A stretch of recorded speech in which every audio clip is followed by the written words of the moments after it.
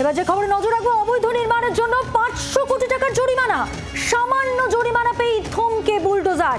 11টি কারখানাকে নির্মাণের জন্য জরিমানা। চলল জরিমানার দরদাম নিয়ে দিনভর নাটক। 500 কোটি টাকার জরিমানা, আর এই সামান্য জরিমানা পেয়ে থমকে গেল বুলডোজার। 11টি কারখানাকে নির্মাণের জন্য জরিমানা। জরিমানার দরদাম নিয়ে দিনভর নাটক চলে। কারখানা কর্তৃপক্ষ এবং পুরো ইঞ্জিনিয়ারদের বৈঠক হয়। আপাতত স্থগিত কারখানার নির্মাণ ভাঙার কাজ। বাসুদেব চট্টোপাধ্যায় প্রতিনিধি রয়েছেন সরাসরি আসানসোল থেকে রয়েছেন আমাদের প্রতিনিধি, জানবো তার কাছ থেকে বিস্তারিতভাবে। বাসুদেব,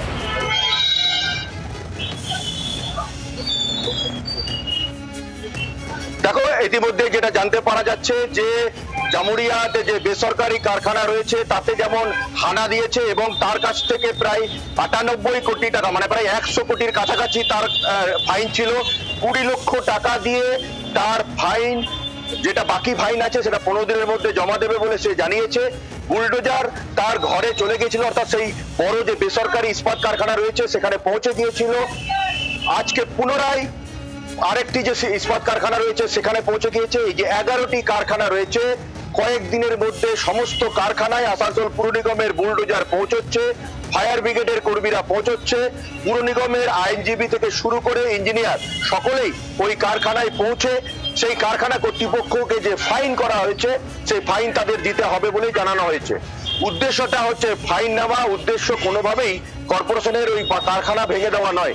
কারখানাটা যেটা হয়েছে এই 2020 সাল বা 21 সাল, যে সময় জিতেন্দ্র তিওয়ারি আসানসোলের মহানাগরিক ছিলেন, তারপরে তিনি যখন বিজেপিতে জয়েন করেন সেখান থেকে তখন কিছুদিনের জন্য অমরনাথ চট্টোপাধ্যায়কে অ্যাডমিনিস্ট্রেটর করা হয়েছিল।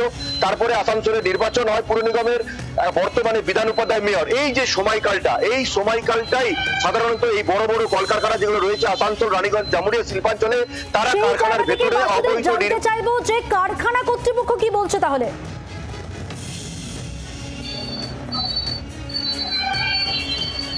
দেখো, কারখানা কর্তৃপক্ষের বক্তব্য, তারা বারবার চিঠি দিয়েছে, সময় চেয়েছে, কারণ ফাইনের অঙ্কটা কিন্তু অনেক।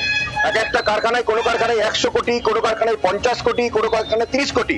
যদি এরা আইনসম্মত আইনের অনুমতি নিয়ে, পুর নিগমের অনুমতি নিয়ে যদি এইটা বানাতো, তাহলে যে রেটটা ছিল 50 থেকে 60 টাকা স্কোয়ার ফুট, সেইখানে 1500 থেকে 2000 স্কোয়ার ফুট ফাইন দিতে হচ্ছে।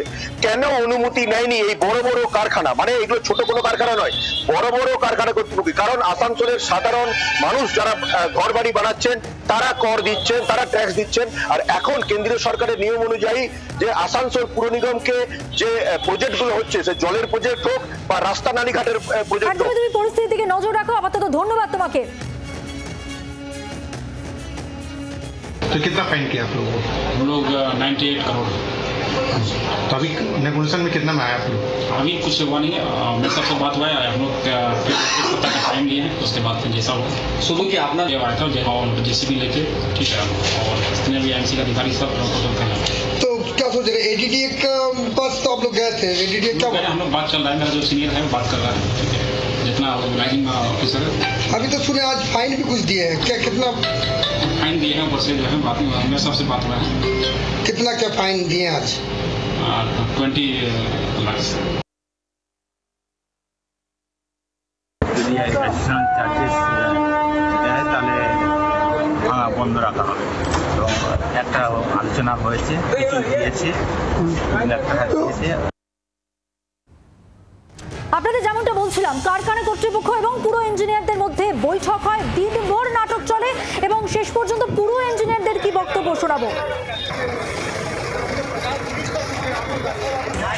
আসানসোল পৌর নিগম চাই তার এলাকায় নতুন নতুন আরও ফ্যাক্টরি, প্রত্যেকটি কারখানায় যতটা অংশে চলছে, যতটা অংশে সেট রয়েছে, যতটা কাজ চলছে, সমস্ত জায়গায় তারা পারমিশন নিক এবং তারা যদি আগাম পারমিশন না নিয়ে থাকে আবার পারমিশনের জন্য অ্যাপ্লাই করুক এবং তাদের জন্য যে এটা 2023 থেকে চলছে আমাদের।